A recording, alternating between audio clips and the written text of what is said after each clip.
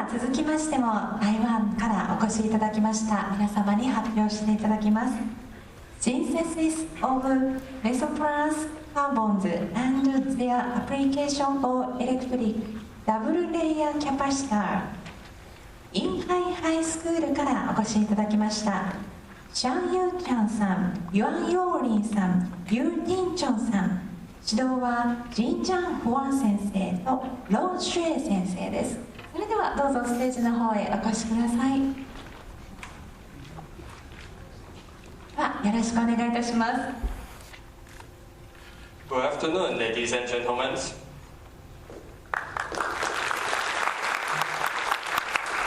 We are students from Tainan City Yinghai High School, Taiwan.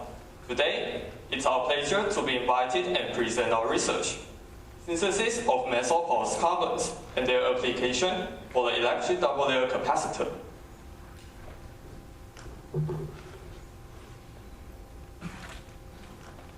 In the recent, electricity in demand is increasing in daily life, and it grows the interest for scientists to develop research of power storage. Power storage is known for batteries and capacitors.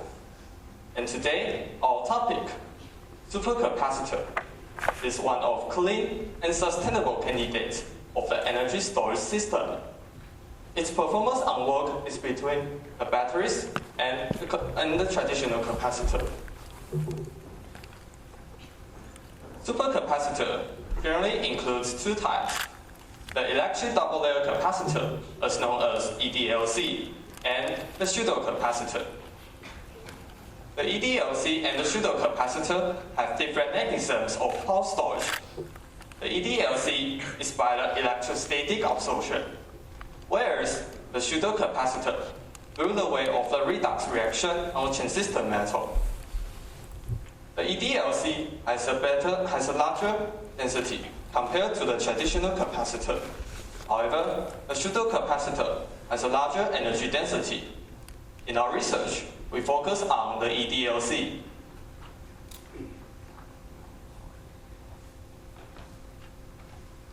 As we know, the performance of EDLC based on the material of the electrode. An ideal electrode must have good electrical conductivity, stability, and safety. In addition, larger surface of carbon material is be able to make electrodes be able to store more ions. In our research, we choose porous carbon as the material of the electrode because it has high conductivity, high stability, high surface area, as well as low cost. The pore size leads to its electrical performance. According to papers, once mesoporous carbon was charged, it has an ability to keep ions. That is, the ions will be trapped in hole, and the electric double layer will be formed. Rather than go, charge stay until next moment to be free. Therefore, design of the electrode is important for EDLC. So, how do we synthesize our mesoporous carbon for EDLC? We use the nano-casting method for synthesis. In this process, zinc oxide nanoparticle was used for sacrificing templates and phenolformaldehyde polymer as carbon precursor. In the beginning, we dissolve the PF polymer in an alkaline solution, followed by zinc oxide powder. By control of pH value, then we find the mercury precipitate with clarity as the picture shown. After carbonization process in an oxygen deficient environment, just like this way. And finally, remove the zinc oxide templates by hydrochloric acid. And the mesoporous carbon was obtained. And the TN image shows its pore structure. In first study, zinc oxide ratio influences the surface area of carbon. When the zinc oxide ratio increases, the surface area of carbon becomes larger. Consider of cost by zinc oxide. We compare the surface area economy between its carbon made in different zinc oxide ratio. When the ratio of zinc oxide is equal to 5, then we find the material of atomic value is the highest. In the carbonization part, which temperature can make carbon material have higher conductivity?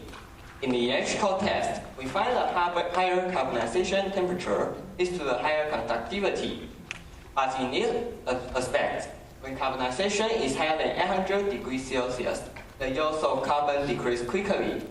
So, in order to produce in large scale, we choose 800 degrees Celsius as the carbonization temperature. Also, characterized by Raman spectrum, we find our carbon material in degree of graphitization is approaching to a ratio of 1. In graphite, its ratio much less than 0.2.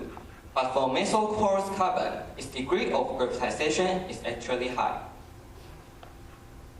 But on the way above, it needs to cost a lot to get a porous carbon. So, for a reason of that, we tend to find other material as carbon precursor in low price. So we choose several residues of plants in our daily life, such as coconut, sugarcane, and coffee ground. Turn them into carbon. While surprise, this carbon material has porous structure, capable of being charge storage. So, after the pulse carbon was prepared, the pulse carbon was loaded over the electrode of steel. As this picture shows the process of the capacitor assembly. So, after the capacitor is assembled, we are going to test its performance. In our electrochemical test, we use a two-electrode system to give a cyclic voltammetry.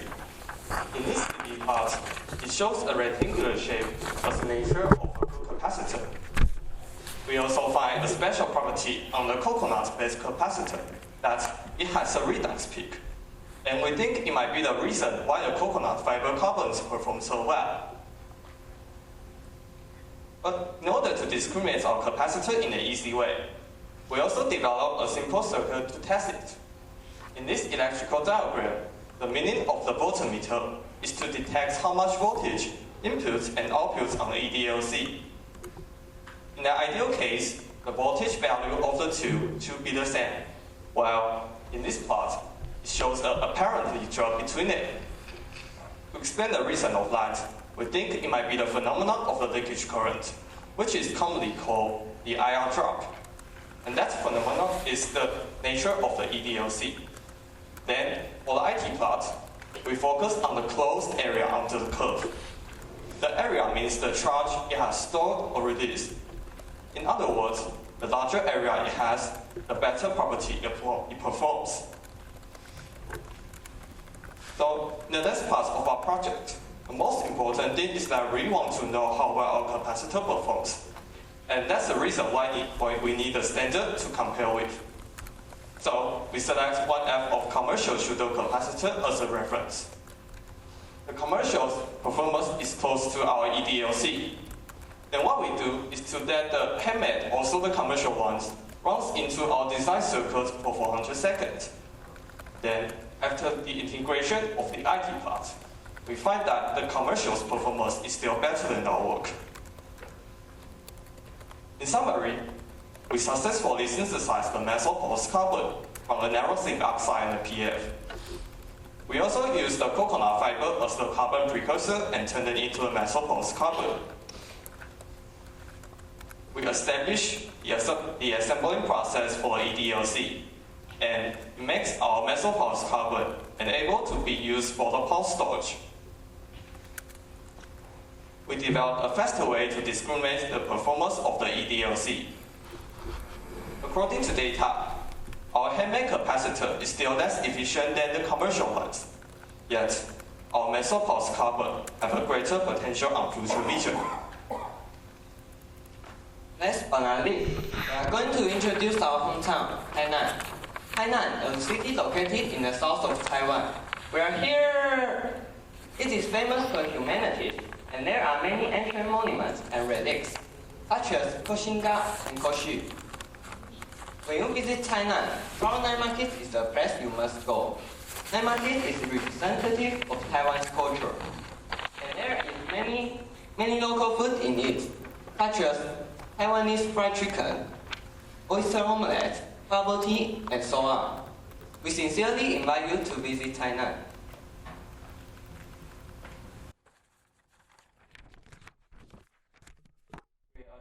Thank the organizer of this contest, also Dr. Chen, to make this trip possible. And this is the end of our presentation. Thank you for listening.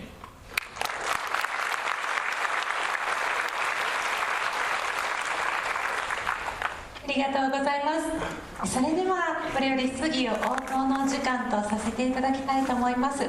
お聞きになりたいことございましたら、どうぞお手をお挙げください。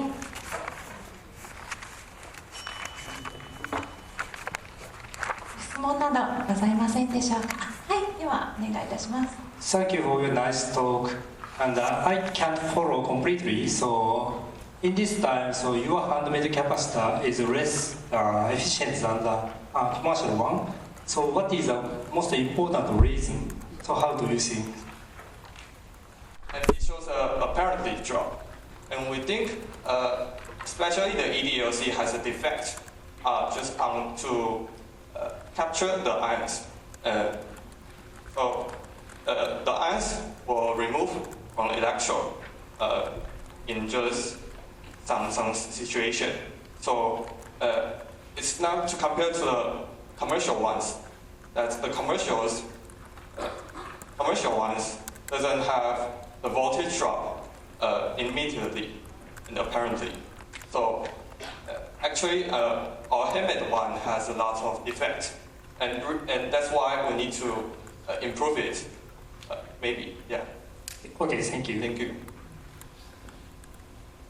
ありがとうございます。それではお時間も参りましたので、以上とさせていただきたいと思います。